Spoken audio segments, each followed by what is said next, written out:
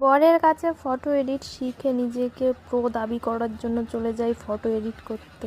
চলো তোমাদেরও দেখাই আমি কি করে ফটোটা এডিট করেছি। প্রথমে তোমরা ফটো সিলেক্ট করবে, তারপরে অল ইনহ্যান্সে চলে যাবে। তারপরে হচ্ছে একটু টাইম লাগবে, ভয় পাওয়ার কোনো কারণ নয়, ওরা মেকআপটা থুপছে মুখে যাতে তোমার মুখটারও চকচক উজ্জ্বল করে। দেখো মেকআপের পরে আমাকে কি সুন্দর লাগছে।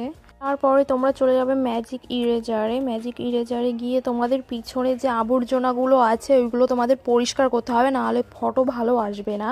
এক এক করে সব এইভাবে মার্ক করে নেব।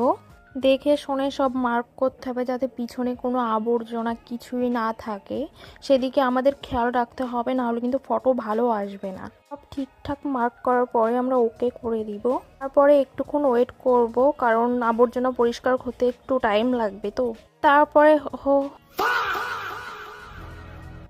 এ মা আমি কই, কি কি বলবো বলো, আমার কি দোষ? আমাকে তো আমার বর শিখিয়েছে না। বাড়ি আসুক আজকে দেখছি।